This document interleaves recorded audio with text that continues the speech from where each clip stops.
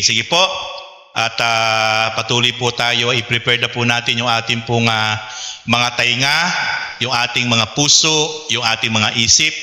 O meron naman po tayo mga iniwan na mga alalahanin, mga challenges ay sa oras pong ito po iwaksin na po natin sapagkat tayo po ngayon ay dadako na po sa isa sa pinakamahalagang part ng gawain ng Panginoon, ang pakikinig at pagnamnam ng makasustansyang pagkain, salita ng Diyos na walang iba kundi ang spiritual food, ang kanyang salita. Okay, tayo po ay dumako na po. Ang ating pong topic ngayon sa umaga pong ito na aking pong isi-share sa inyo ay why it is important to appreciate God's servants. Ito po ay marami po kasi tayong mga followers sa ating pong YouTube channel na message po tayong personal sa Messenger at nagtatanong sila sa mga problema sa church. Problema po ng mga natitisod at minsan po ay sa pastor at ang lagi lang po natin sinasabi sa kanila ay kung saan ka nilagay ng Panginoon na simbahan, manatili ka dyan. Sapagkat kung ikaw ay aalis sa simbahang iyan, dahil lang sa mga kapatiran, dahil lang sa mga hindi na maganda nakikita, dahil lang sa iyong pastor ay walang perpektong church na ikaw ay malilipatan. Wala din perpektong pastor na ikaw ay makikita. Lahat ng mga pastor, lahat ng mga ministro, lahat ng mga pari ay may kanya-kanyang mga kahinaan, kapintasan, sapagkat walang perpekto sa ibabaw ng mundo. Para lang pong pamilya yan. Sa pamilya po, walang perpektong pamilya. Magkakapatid, mag-asawa, magkakamag-anak, minsan po ang dalas ng pagtatalo. Ang dalas ng samaan ng loob, ang dalas ng pag-aaway, may mga hinanakitan, may mga samaan ng loob. But at the end of the day, dahil sila'y pamilya, maaayos at maaayos yung kanilang mga sigalot. At babalik sa dati yung magandang relasyon dahil sila ay pamilya. The same thing with the church. Sa church, may mga sigalot, may mga conflict between disciples and members, between disciples and pastors. Pero ang maganda po, kahit nagkakaroon ng konting misunderstanding, pero ang importante po, pamilya tayo.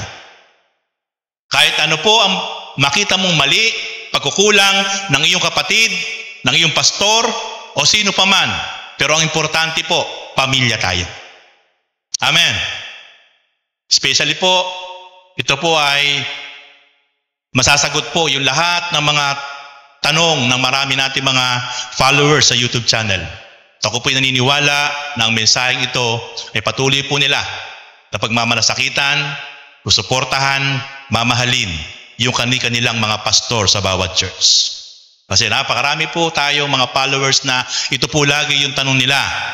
Parang sila po ay nanghihinawa, gusto na po nilang lumipat ng ibang church, pero ang aking po pinapayo lang po sa kanila, suportahan niyo, mahalin niyo kung sino yung pastor niyo. Sapagkat wala kayong makikita na perpektong pastor. Kung sino yung ibinigay na pastor sa inyo, mahalin niyo pag malasakitan niyo. Ngayon po, ito po ay maaaring ma-upload bukas o sa makalawa at dito po masasagot ang napakaraming tanong ng ating mga followers. Kaya ito po ngayon ay ating ituturo sapagkat sa libo-libo na mga followers po natin, ngayon po ay, kung di ako nagkakamali, ay nasa 40,400 plus na po yung ating subscribers. 40,400 plus, magpa 500. Kaya po magpo 41,000 na po na worldwide.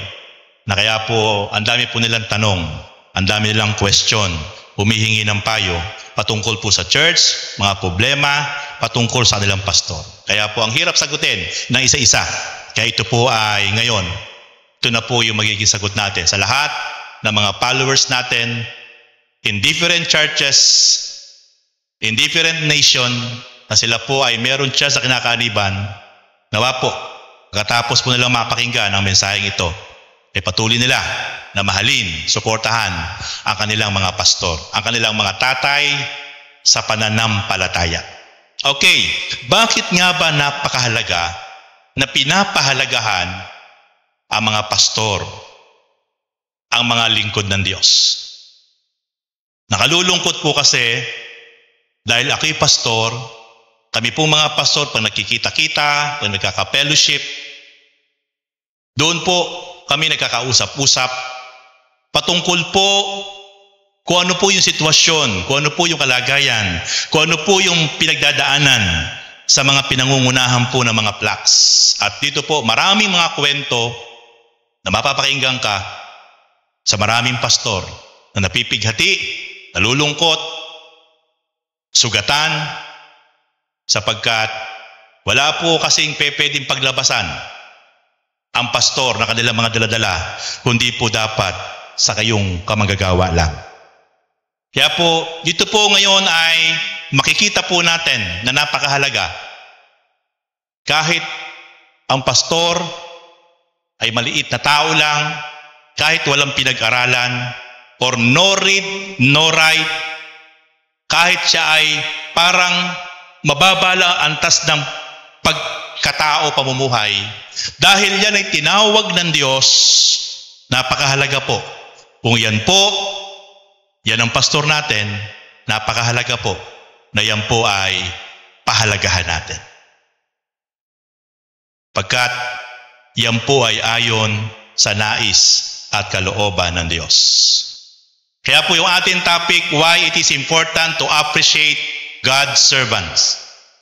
Ngayon po, ito po yung ating pag-aaralan at ito po ay ituturo ko po sa inyo, hindi po sa ganang aking sariling kaalaman, kundi lahat ito po ay kukunin po natin sa prinsipyo ng salita ng Diyos sa pamamagitan po ng Holy Scripture.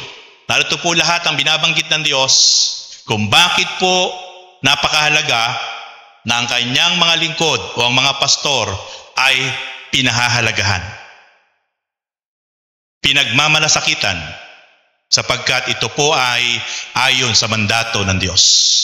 Number 1, mahalaga po na pinahahalagahan ang mga lingkod ng Diyos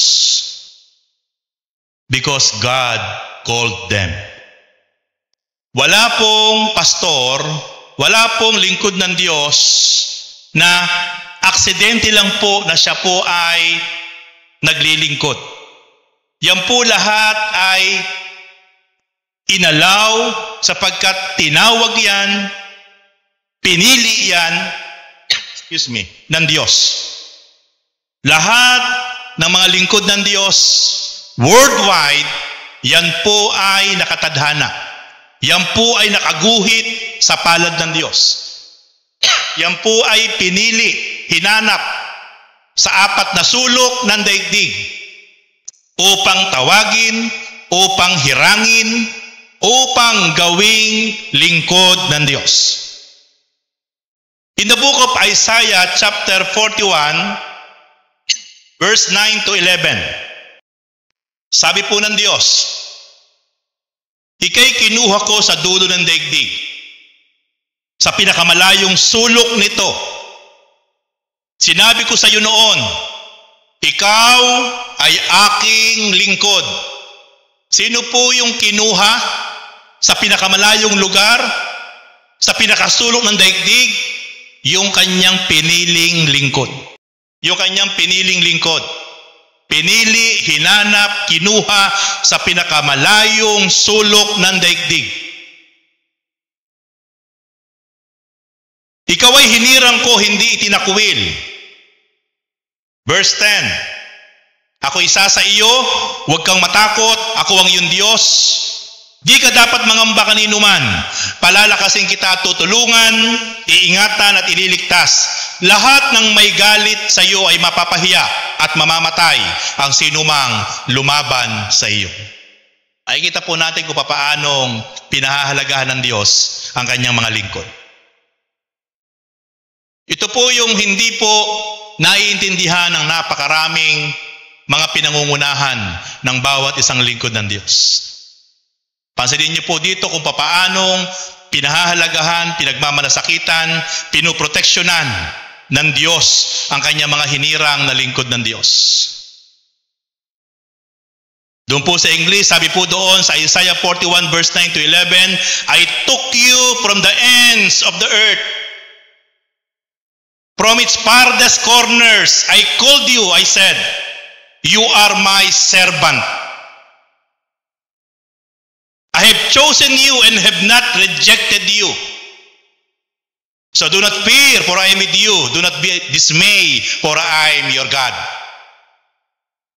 Nakikita po natin, ganito po, pinahahalagahan, pinoproteksyonan, pinagmamalasakitan, minamahal ng Diyos na makapangyarihan sa lahat ang kanyang mga hinirang at pinili na mga lingkod, ang mga pastors. Kalulungkot, marami pong pastor, hindi po sinusuportahan, hindi po tinutulungan, pinagtutulong-tulungan. Marami pong pastor, hindi pinagmamalasakitan,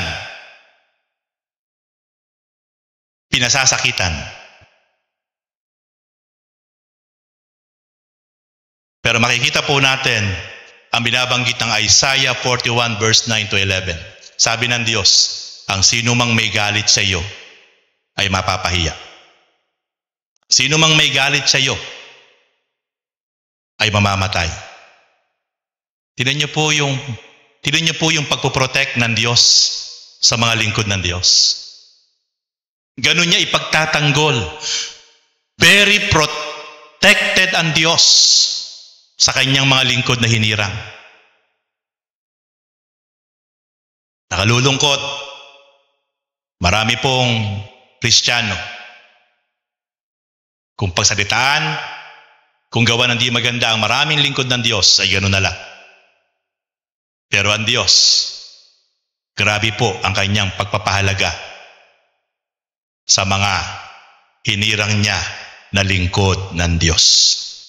Kaya nga po sabi ng Lord, don't touch the anointed one. Naalala ko po si Moises na lingkod ng Diyos.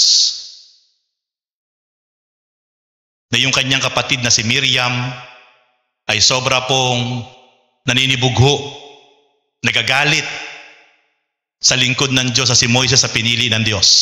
Sapagkat sabi po ni Miriam sa kanyang kapatid na si Aaron, bakit?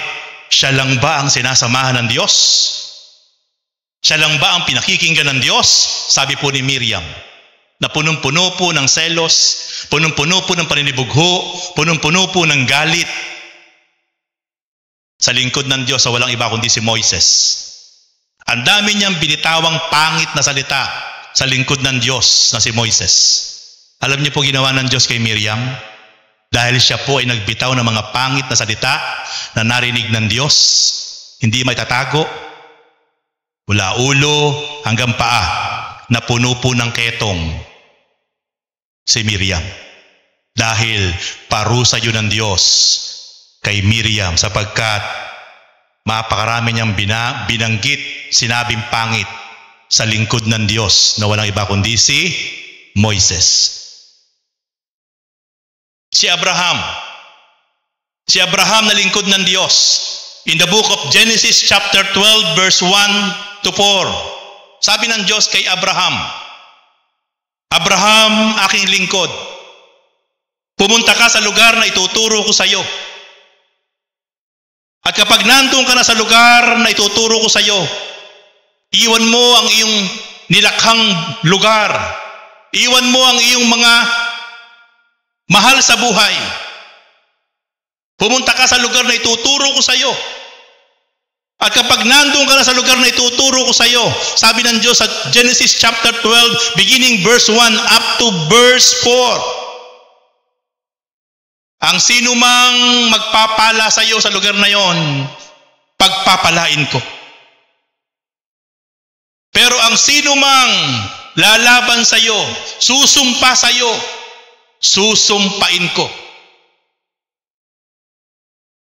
Ikita po natin sa Bible, sa iba't ibang aklat, iba't ibang lingkod ng Diyos, na masyadong pinahahalagahan, pinoproteksyonan, mahal na mahal ng Diyos ang kanyang mga lingkod na hinirang mula noon until now. Binabanggit ng Diyos, pag pinagbikaan mo ng pangit na salita, ang lingkod ng Diyos na nakatalikod, ibabalik ng Diyos sa iyo ang ginawa mong pangit sa kanyang mahal na lingkod. Kung ano ang ginagawa mo sa lingkod ng Diyos, sabi ng Diyos, ang magpala sa iyo, Abraham, ibabalik ko ang pagpapala. Ang sumumpa sa iyo, Abraham, kapag ikay ginawa ng pangit at di maganda, ibabalik ko sa kanila ang ginawa nilang pagsumpa sa iyo. Kaya makikita po natin, napakahalaga na pinahahalagahan ang mga lingkod ng Diyos. Sapagkat ang unang nagpahalaga sa kanyang mga lingkod ay walang iba kundi ang Diyos na makapangyarihan sa lahat. Second point, bakit napakahalaga na pinapahalagahan ang mga pastors? Pastors are God's gift to the church. Regalo po ng Diyos ang mga lingkod ng Diyos, ang mga pastors sa church. Pag sinabing regalo, iyan po ay bunga ng pagmamahal, kagandahan loob ng Diyos sa church. Naniniwala po ba kayo na marami pong church sa ating bansa lang sa Pilipinas, walang pastor? Wala pastor. Actually po sa Baliwag ay meron pong isang napagkasalitaan po doon na ako po nai-invite doon. Wala silang pastor. Iniwan po ng mga pastor. Nag-aalisan po ang mga pastor. Tanungin niyo po kung bakit. Hindi po kasi pastor ang turing ng mga miyembro. Ang turing sa pastor ay empleyado. Pinasasahod lang. Wala talagang tatagal kapag ganun po. Hindi maramdaman ng pastor ang pagmamalasakit, ang pagmamahal, pagsuporta. Kaya po yung mga pastor, umalis, naghanap buhay na lang. Ang pinakamabigat pong maranasan ng isang church ay wala na pong pastor. Pero mapalad po ang isang church na meron pong iniregalo ang Diyos na pastor.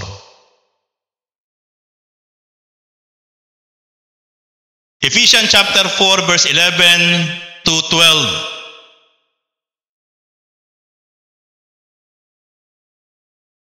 At ang iba'y ginawang apostol, at ang iba'y propeta, at ang iba'y ebanghelista, ang iba'y pastor at guro.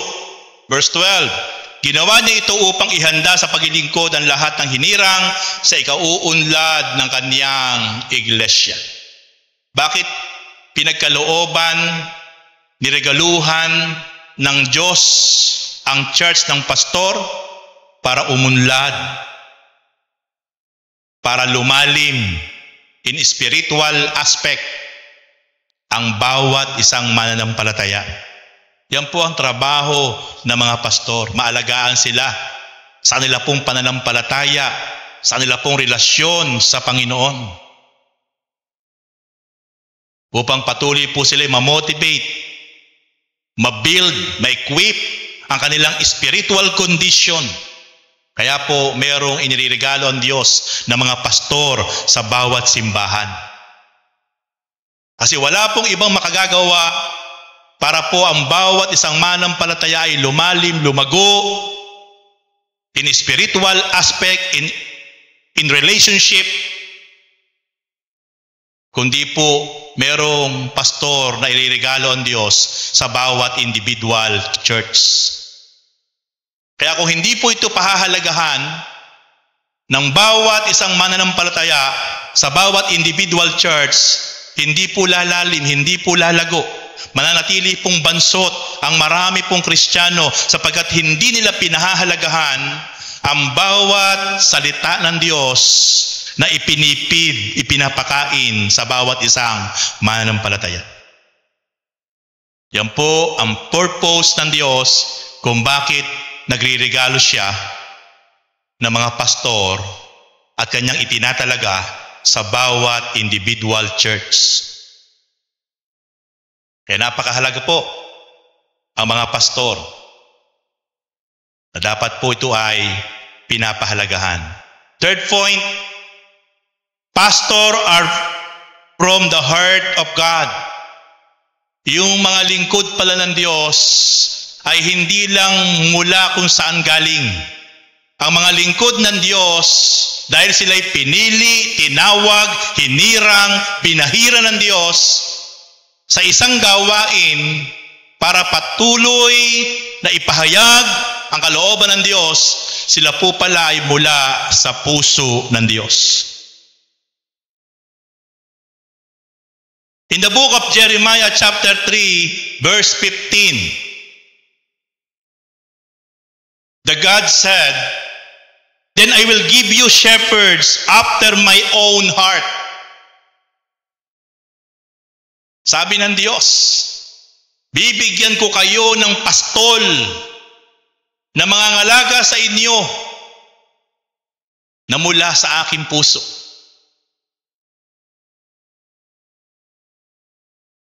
Ang mga pastol pong yan nga po yung mga pastor in individual church. Ang nagbigay po niyan ang Diyos at mula po yan sa puso ng Diyos. Ulitin ko po yung binanggit po ng Diyos sa book of Jeremiah chapter 3 verse 15. Napakasarap pong pakinggan. "Then I will give you shepherds after my own heart, who will lead you with knowledge and understanding." Kaya po niya bibigyan ng mga pastol o mga pastor o lingkod ng Diyos ang bawat isang mananampalataya, ang bawat isang simbahan para pangunahan.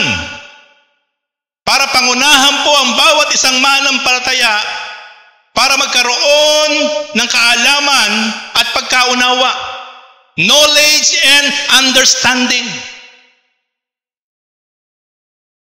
Kaya ang bawat isa pong Kristiyano na patuloy na magiging attentive, magiging serious sa paikinig at pag-aaral ng salita ng Diyos, ito po ang magbibigay sa kanya ng tunay na kaalaman about the will of God at magbibigay sa kanya ng tunay na understanding about the will of God. Pangunguna po ng kanyang mga pinili at minamahal at pinahahalagahan na mga pastol, shepherds or pastors. Kaya napakahalaga po ng mga lingkod ng Diyos ay pinahahalagahan. Paano natin ipaparamdam sa ating pastor ang pagpapahalaga sa kanila? Sa papaanong paraan po natin ipaparamdam ang pagpapahalaga sa mga pastor? Number 1, by supporting them. Napakahalaga po. In any aspect in our life, masuportahan po natin ang mga pastor. In the book of 1 Timothy chapter 5 verse 17, listen carefully, my beloved brothers and sisters. According the book of 1 Timothy chapter 5 verse 17, the elders who direct the affairs of the church are worthy of double honor. Pasanin niyo po, yung lahat po na mga matatanda, na mga mananampalataya in spiritual condition, lahat po ng mga nagmi-minister at naglilingkod sa Diyos, karapat dapat silang tumanggap ng double honor. Hindi po lang honor, kundi binanggit po ng 1 Timothy chapter 5 verse 17, worthy of double honor. Ganun po pinahahalagahan ng Diyos ang kanyang mga lingkod na sinasabi niya, sa kanyang salita, lahat ng aking lingkod na hinirang at tinawag, karapat dapat silang tumanggap ng double honor. Kasi yan ay aking pinili at hinirang na lingkod. Nakalulungkot, maraming Kristiyano, wala pong paggalang sa maraming lingkod ng Diyos. Hindi po ginagalang, hindi po ino-honor. Ang masakit niya po, nilalabanan pa. Pero dito po makikita po natin in the book of 1 Timothy chapter 5 verse 17,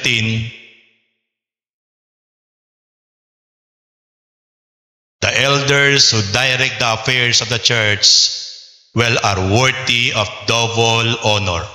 Especially, listen carefully, especially those whose work is preaching and teaching.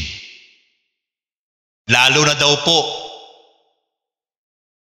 yung mga lingkod na nagtuturo at nangangaral ng salita ng Diyos ay karapat dapat tumanggap ng double honor.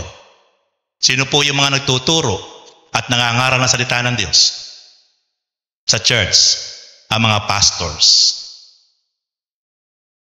I believe sa mensaheng ito, ang mga Kristiyano na may mga hindi magandang saloobin sa kanilang mga pastor, ito po ang sagot.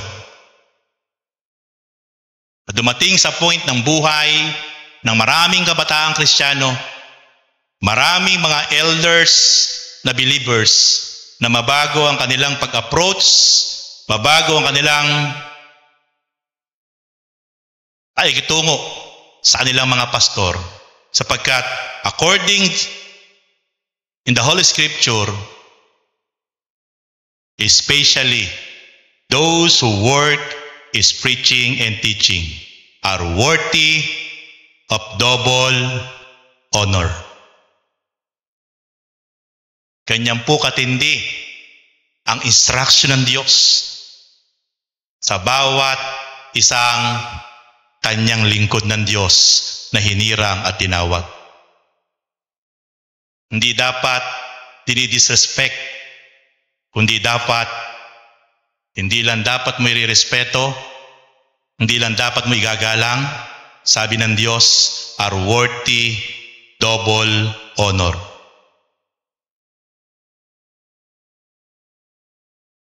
Kaya paano mong pagwiwikaan ng pangit?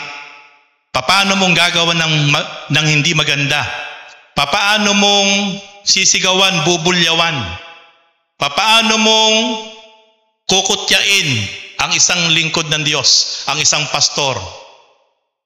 Kaya ang sabi ng Diyos sa Isaiah 41 verse 11, lahat ng may galit sa iyo mapapahiya.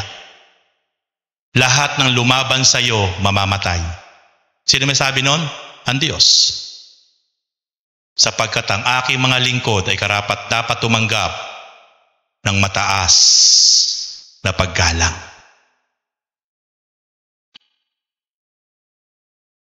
Mga kapatid, napakahalaga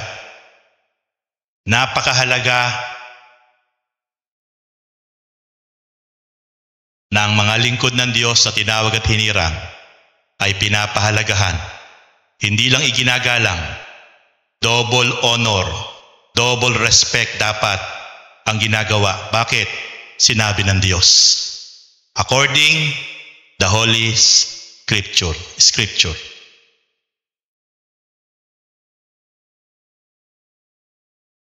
1 Timothy chapter 5 verse 18, for Scripture says, do not muzzle an ox while it is treading out the grain, and the worker deserves his wages. Makikita po natin, sinabi ng Diyos sa kanyang salita, 1 Timothy 5 verse 18, huwag mong bubusalan ang baka habang gumigiik.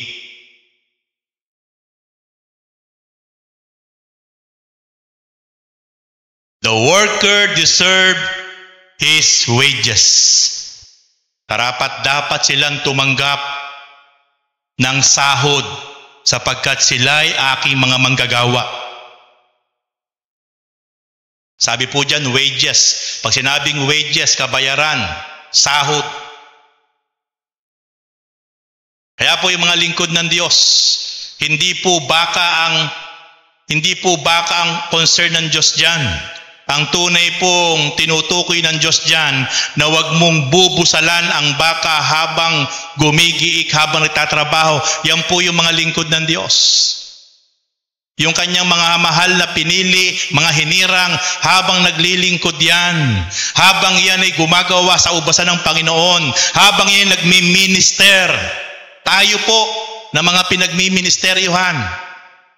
Sabi ng Diyos, karapat-dapat yan, suportahan, mahalin.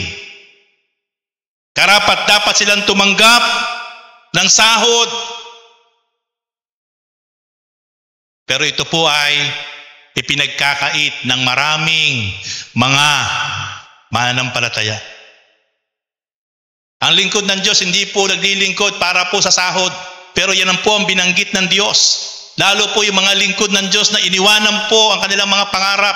Lalo po yung mga lingkod ng Diyos na iniwanan po ang kanilang mga hanapbuhay, ang kanilang mga negosyo at tumugon sa panawagan ng Diyos. Karapat-dapat silang tumanggap ng pagmamahal, pagmamalasakit, sapagkat iyan ang sinasabi ng banal na kasulatan. Mga kapatid, yan po ang binabanggit ng Diyos sa kanyang salita.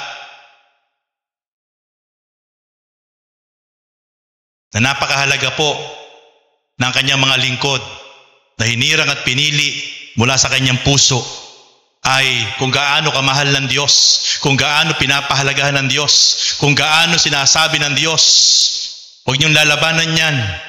Huwag niyong pagwiwikaan ng masalit salita yan, sapagkat mapapahiya kayo, ako ang kalaban ninyo. Dapat po yun ay lakaran natin.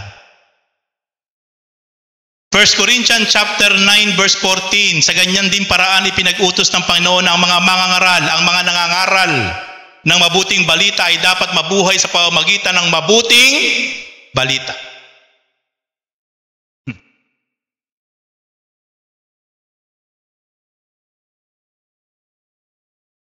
Napakaliwanag po na binabanggit po ng Diyos sa kanyang salita, yung mga nangangaral ng salita ng Diyos ay dapat mabuhay sa pamamagitan ng mabuting balita.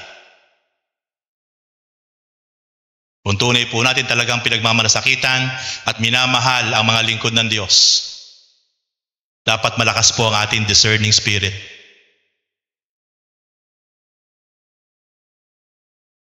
Sa mga biyanan ko po, meron po sa kanilang nagba-Bible study ron every Sunday. Ayan po, andyan po mga biyanan ko. Andyan po yung mga biyanan ko. Sasabihin ko po ito sa inyo dahil testify po kung paano ko pinapalaga ng lingkod ng Diyos. Yung pastor po na yun, may asawa, wala silang anak, wala silang trabaho. Nagpupunta po sa mga biyanan ko every Sunday, alas 4 po ng hapon. Naglalakad lang. Wala po sasakyan. Pag ako po'y nauuwi ng Pampanga ng linggo, iniintay ko po yung pastor na yon. Ako po pinagtuturo niya kasi alam niya pong napanood niya po yung aking pong YouTube channel at yung isa pong miyembro niya doon sa Pampanga ay masugid ko pong followers. Pero sabi ko po, hindi pastor, ikaw magturo, makikinig lang ako. I respect the servant of God. Wala po sasakyan yon. Walang bisikleta, naglalakad lang. Naka full time, mag-asawa sila, walang anak. Alam niyo po, pagkatapos po nun mangaral, pagkatapos po nun mag-share, yung suporta ko po, ipinapadama ko sa lingkod ng Diyos.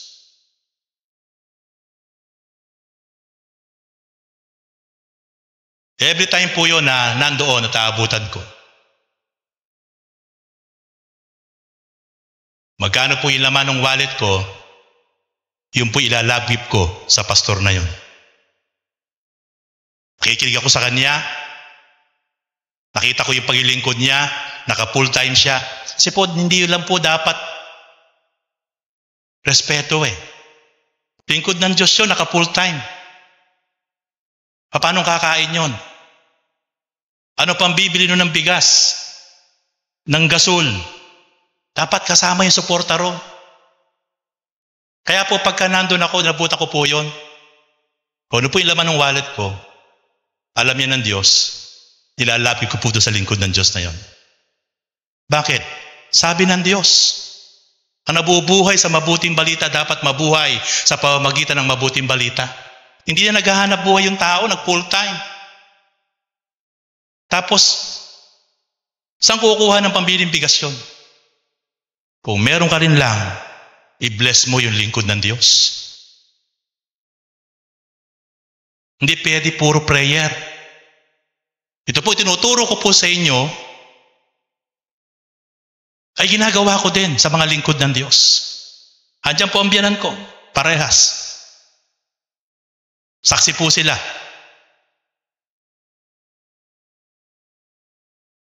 Andun po yung respeto ko sa lingkod ng Diyos na yon. Ako nakikinig sa kanya pag nandun siya kasi gawain niya yun eh.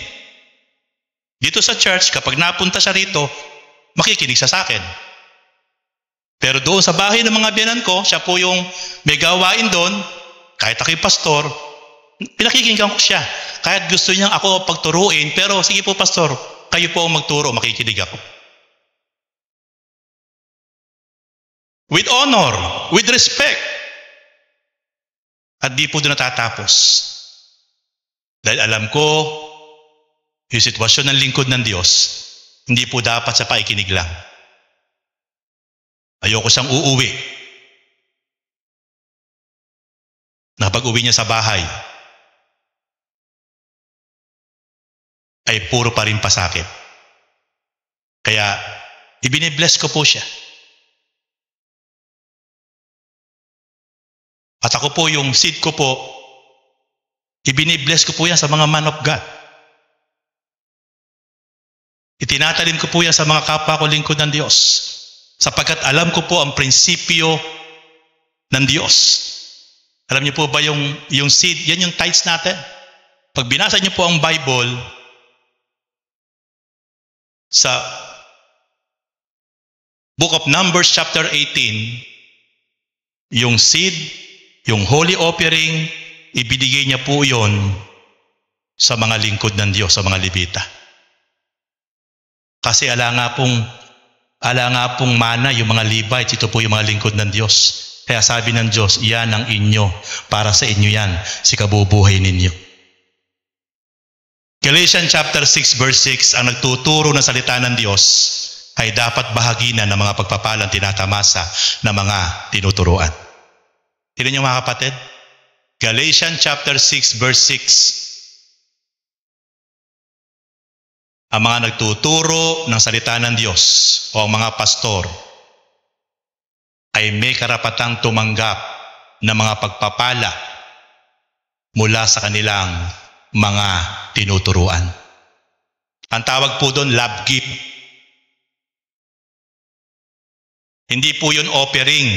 Hindi po yun tithes. Dapat po matutunan po natin, tayo ay matutong mag-love gift. Ako, ngayon ko lang po sinasabi sa inyo to. Yung tinuturo ko ba, ginagawa ko? Ginagawa ko po. Hindi na kailangan sa akin dumaing yung mga lingkod ng Diyos. Pag nakadaupang palad ko ang lingkod ng Diyos, excited ako na mag-love gift sa mga lingkod ng Diyos. Kasi natutunan ko ang sinasabi ng Diyos sa kanyang salita. Kung paanong pagmamalasakitan, kung paanong susuportahan, kung paanong mamahalin likod ng Diyos. Kaya gusto ko nga po pagpalain ng Diyos. Gusto ko nga po yumaman eh. Kung ako lang po yayaman, napakaraming lingkod ng Diyos. Gusto ko pong pagpalain, i-bless. Gusto ko pong i-bless sa mga lingkod ng Diyos. Lalo na po yung mga lingkod ng Diyos sa pinagtutulong-tulungan, puro pasakit, yung mga lingkod ng Diyos sa tinitikis na kanilang mga miyembro. Gusto ko pong i-bless, gusto ko pong palundagin sa kasiyahan. Yung mga lingkod ng Diyos sa walang sasakyan, gusto ko po talagang i-bless sa sasakyan kung meron lang. Kasi alam ko po, ako po'y dumaan sa punto na kahit bisikletang bulok, wala po akong sasakyan. Kapag ako pinagbibisitation, ang dala ko pong service ay isang motor na pakarag-karag. Naranasan ko po yun, nakakahiya minsan. Dumating po sa point na nangangaral ka ng salita ng Diyos, pero yung buhay mo, parang hindi buhay ang Diyos sa pinaglilingkuran mo. Kaya ako po ay matampuhin lang, baka hindi na po ako nagpastor. Dati po ang sasakyan ko, 5 ang sasakyan ko. 3 4 wheels, 2 motor na may sidecar. Pero dumating sa point na paglilingkod ko sa Panginoon, ni bisikletang bulok, wala.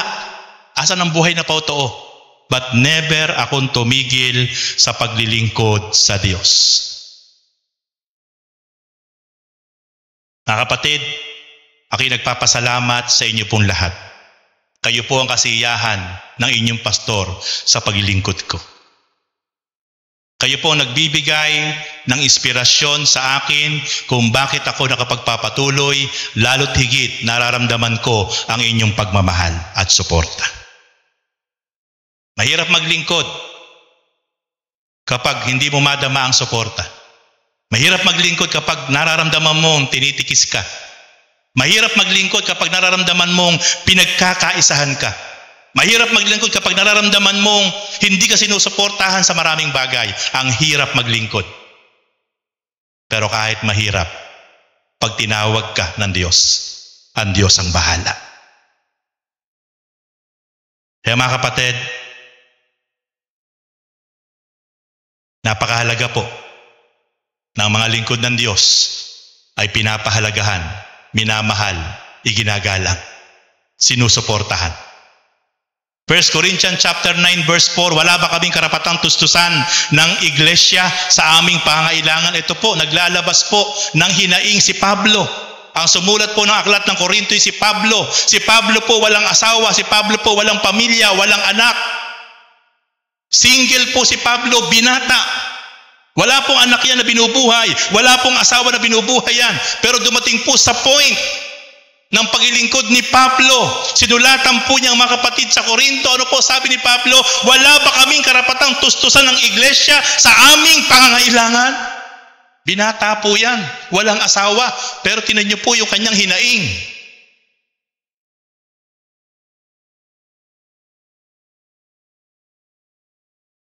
1 Corinthians chapter 9 verse 7 to 11, sabi ni Pablo, sinong kawal ang naglilingkod sa sariling gugol? Sinong tao nagtatanim ng upas at di nakikinabang sa mga bunga nito? Sinong pastor ang nag-aalaga ng tupa na di nakikinabang sa gatas nito? Sabi ni Pablo. At sinasabi ko, hindi batay sa ginagawa lamang ng tao, iyan din ang sinasabi ng kautusan. Nasasaad sa kautusan ni Moises, huwag mong bubusalan ng baka habang ginagamit sa pag-iik. Hindi tayo, talaga bang ang baka lamang inaalala ng Diyos?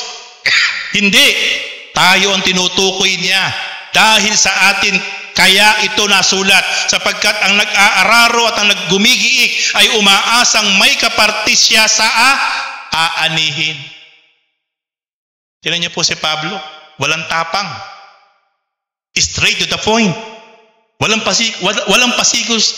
pasikot-sikot ng salita. Ang sino man nag-aararo at gumigiik ay may karapatan sa aanihin.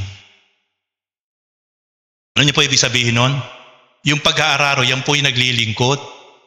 Yan po yung paglilingkod ng mga pastor. Kayo po ang bukirin namin. Kayo ang bukirin. Kaya kung ano po yung mga tinatamasan yung pagpapalat biyaya mula sa Diyos, sabi ni Pablo, may karapatan kami doon. Pero hindi kami po pwedeng humingi. Hindi po kami pwedeng humingi. Kaya ang mga tupa na pinangangalagaan, matutunan po dapat ang pagpapahalaga, ang pagmamalasakit at ang pagmamahal. Pag nakita niyo po mga lingkod ng Diyos, lalo na po talaga yung mga nag-full time, para pong kaaba-aba ang sitwasyon, dapat po talaga kung ano meron tayo, binabahaginan po natin yan.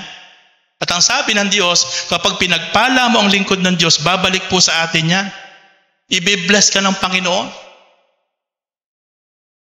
Ako po, nakakakita po ng mga lingkod ng Diyos na talagang nag-surrender ng buhay. Kaya yung pastor po ng mga biyanan ko na nagpupunta sa bahay nila, ako po'y saludo po sa pastor na yun. Naglalakad lang. Alam niyo po nilalakad ng pastor na yun. Mula po dito hanggang doon sa bayan ng San Ildefonso. Ganun po kalayo yung kanyang lugar at bahay po ng biyanan ko. Kainitan, naglalakad. Sila mag-asawa. Paano di madudurog ang puso mo? Kaya kung ano meron ka dapat, pagpalain mo yung lingkod ng Diyos, i-bless mo. Kasi hindi dadaing ang lingkod ng Diyos. Hindi yan manghihingi. Mamamatay yan sa gutom, pero hindi yan manghihingi ang tunay na lingkod ng Diyos. Pero dapat tayo, marunong tayo magmalasakit sa mga lingkod ng Diyos. Tinuturo ko po ito sa inyo, ulitin ko po, pero ginagawa natin sa kapwa ko lingkod ng Diyos. Ako'y naniniwala kapag itinapanood ngayon sa YouTube channel ng marami nating followers, maluluha sila. Kahit sila may tampot may galit sa kanilang mga pastor, mapapalitan po yun ng pagmamahal.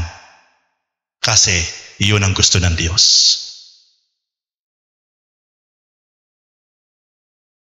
Second, paano natin ipaparamdam ang ating pagpapahalaga sa mga lingkod ng Diyos? By obeying them. Kung tayo po'y susunod sa mga lingkod ng Diyos, sila'y magiging masaya. Pero kapag yan ay kinakalaban mo, inaaway mo, pinipersonal mo, tinitikis mo, napipighati yan. Hindi yan makabubuti sa kanyang paglilingkod. Tingnan niyo po sabi ng Bible sa Hebrew chapter 13 verse 17. Sabi ng Bible, pasakop kayo sa mga nangangasiwa sa inyo. Pasakop. Pag sinabing pasakop, dapat handa tayong sumunod kasi nagpapasakop ka. Submit the authority. Yung marami pong Kristiyano, may mga Kristiyano, hindi po nagpapasakop. Lumalaban sa kanyang pastor. Pero ang sabi ng Diyos, magpasakop kayo sa mga namiminuno sa inyo. Yung iba po, baliktad po ginagawa. Pinararamdam sa kanyang pastor. Yung kanya pong galit, hinanakit, tinitikis. Pero sabi ng Diyos, pasakop kayo sa mga nangangasiwa sa inyo, sila'y may pananagutang magbantay sa inyo. At magbibigay sila, sulit sila sa Diyos, ukol dito. Kung sila'y susundin ninyo, magagalak sila at sa pagtupad ng kanilang tungkulin. Kung hindi, sila'y mahahapis at hindi ito makabubuti sa inyo.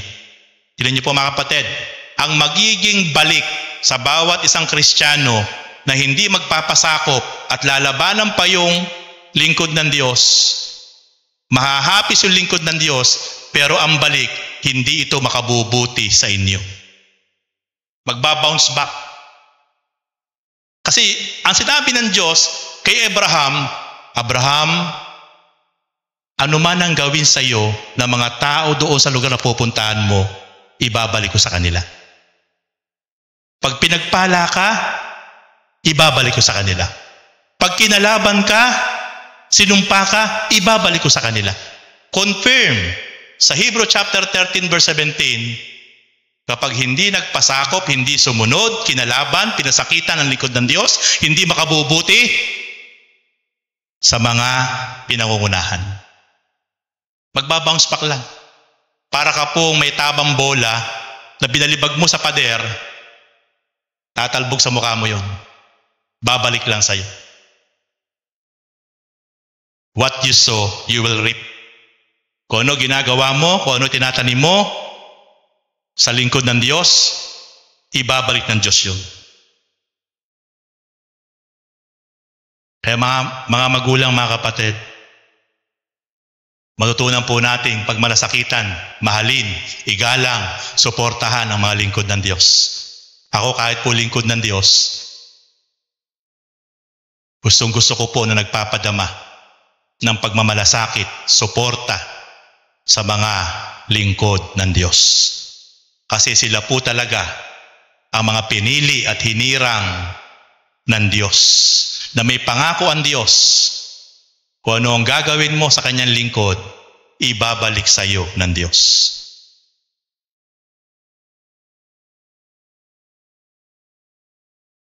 Last point, by recognizing them, sa pamamagitan po ng pagkilala sa mga lingkod ng Diyos. Pagkilala, hindi lang alam mong pastor siya, kundi talagang kikilalin mo siya bilang isang pinili ng Diyos. Ang sabi po ng 1 Thessalonians chapter 5 verse 12 to 13, ipinamamanhik namin mga kapatid na igalang ninyo ang mga nagpapagal para sa inyo. Ano po ang sabi? Namamanhik kami sa inyo na igalang naman ninyo ang mga nagpapagal para sa inyo.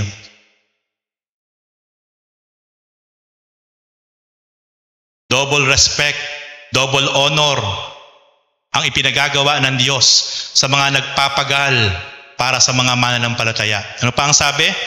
Ang mga pinili ng Diyos upang mamahala at magturo sa inyo. Pag-ukulan ninyo sila ng lubos na paggalang at pag-ibig. Hindi lang po paggalang, pag-ibig pa. Pag mahal mo ang lingkod ng Diyos, pasasakitan mo ba yan? Pag mahal mo ang lingkod ng Diyos, kakalabanin mo ba yan? Pag mahal mo ang lingkod ng Diyos, pagwiwikaan mo ba yan ng salita na pangit pag nakatalikod? Hindi eh. Lahat ng kabaliktaran, kapag mahal mo ang Diyos at ang lingkod ng Diyos ay nirang, gagawin mo para sa lingkod ng Diyos. Kasi yan ang binabanggit ng 1 Thessalonians chapter 5 verse 13, pag-ukulan ninyo sila ng lubos na paggalang at pag-ibig dahil sa kanilang gawain, magsama-sama kayong mapayapa. Kaya mga kapatid, ito po yung sagot sa ating mensahe. Bakit mahalaga na pinapahalagahan ang mga lingkod ng Diyos? Kaya pala mahalaga na pinapahalagahan ang mga lingkod ng Diyos dahil sila po ay tinawag ng Panginoon. Dahil sila po ay mula sa puso ng Panginoon. Dahil sila po ay talagang pinili ng Panginoon.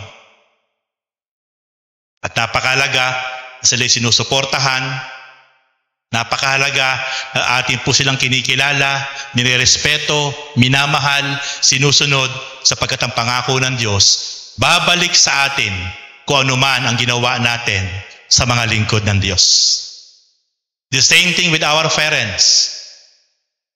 Yung ating mga magulang sa laman. Kung ano yung ginawa mo sa magulang mo, at the end of the day, babalik sa iyo yan. Minahal mo, pinagmalasakitan mo, nirespeto mo, iginalang mo, inilagaan mo, sinuportahan mo ang mga magulang mo.